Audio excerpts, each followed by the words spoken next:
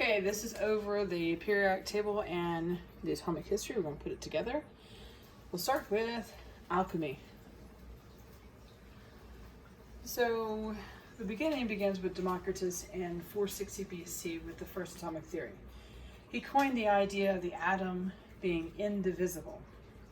And his student, Lucius, actually helped him, but is rarely noted on anything. Aristotle thought water, fire, earth, and air. And I believe he added a fifth one when he couldn't explain what couldn't be explained. But Democritus is the big one that you really need to know. So he's a Greek philosopher who suggested that matter consists of tiny particles, and he called those words atoms, which means indivisible. Then comes along Isaac Newton. He worked and believed in alchemy, about 1643 AD is what we're talking about. He theorized that light is made of particles. Then John Dalton comes in 1803, and he's going to develop the atomic theory based on tested experiments. And he's going to promote a solid sphere model.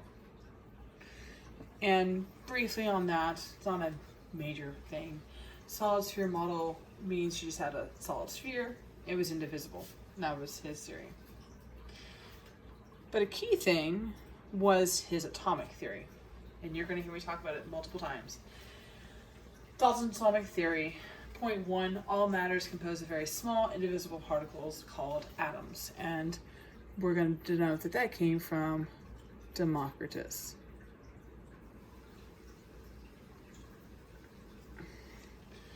Atoms of the same element are alike in weight and other properties.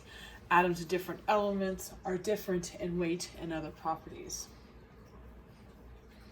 And that's not exactly right because we're going to learn about isotopes.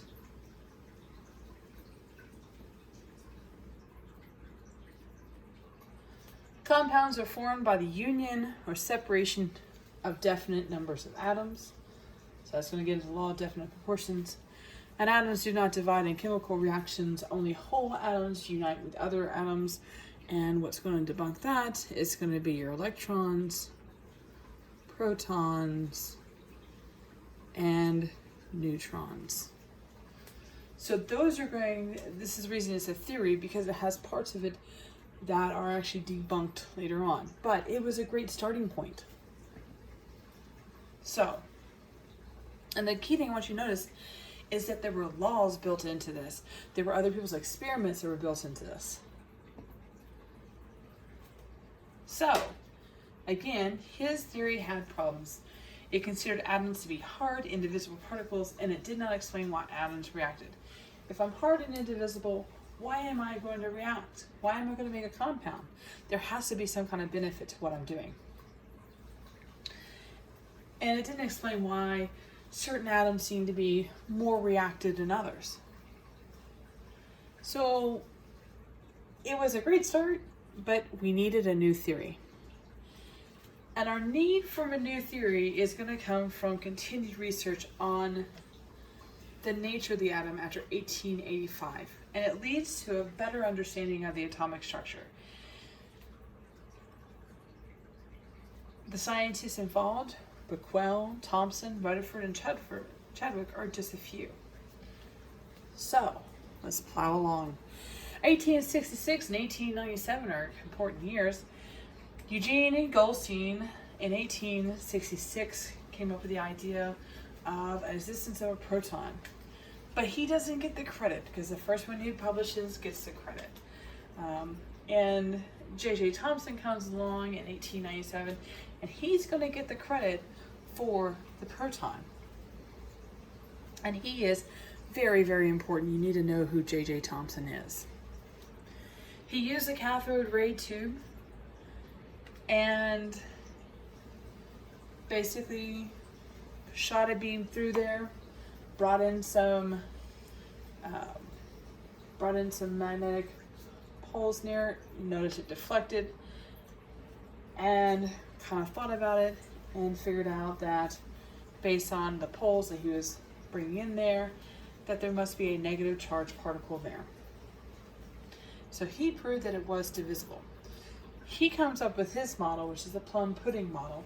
Okay, you don't need a whole bunch of plum pudding. Think of chocolate chip cookie dough. And that's what he gets us started on. Then about the same time, you have Dmitri Mendeleev with the periodic table, and he's organizing things, looking at properties and putting things in groups. And he, remember, is the father of the periodic table. So a little bit more about J.J. Thomson, because again, he is important.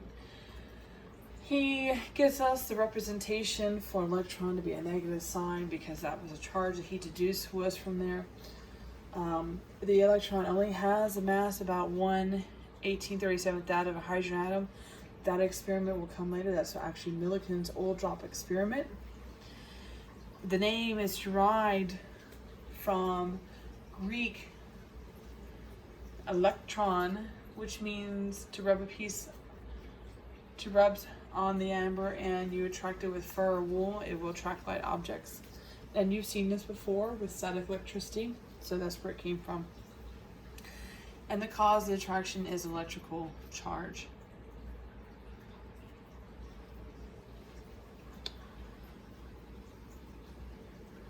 So in the 1900s, you have the quantum models going to start taking on a role here.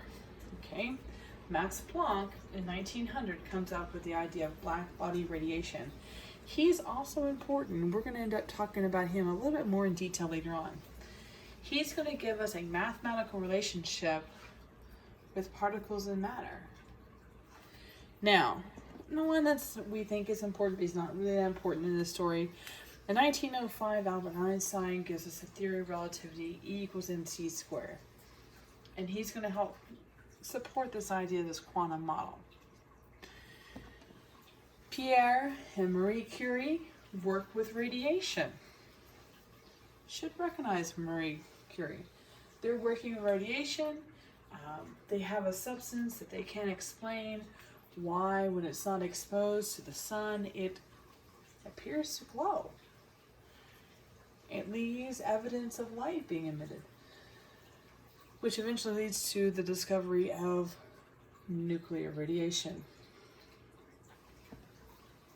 In 1909, Robert Millikan found the charge of the electron. 1910, he developed an oil drop experiment. And basically, he passes a charged particle through a field, and as it goes through the field, he notices a change in the charge, and that's how he develops it. Very, very interesting experiment, and he is definitely important. You need to know that he came up with the charged electron. This one's a blip on the radar again. We're going to make a little note here. Hontaro Nagako developed his own model. It was centered with rings around it containing electrons. It was incorrect. It's kind of like previous models. We're just noting it that the fact there was another model made. 1910, Ernest Rutherford discovered the proton. Gold-full experiment. You gotta know this one. He's very important. He uses alpha radiation. Remember I talked about they're working with radiation? Okay. He's using alpha radiation. Niels Bohr was a student underneath him. That's going to come up later on. He does the gold full experiment. He shoots alpha particles into the gold full. Now, if there's nothing there, it should pass on through. Or if it's like charge, it should get, if it's opposite charge, it should absorb.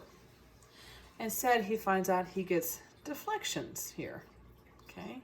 So it doesn't go straight through, but something is deflecting it. So if I'm shooting something that has a positive charge into a sheet and it's getting deflected, there must be something else positive there. So proton has a charge equal and opposite of electron, but it's more massive than electron. 1836 out of 1837, that of a hydrogen. And I'm going to pause us here on our storyline.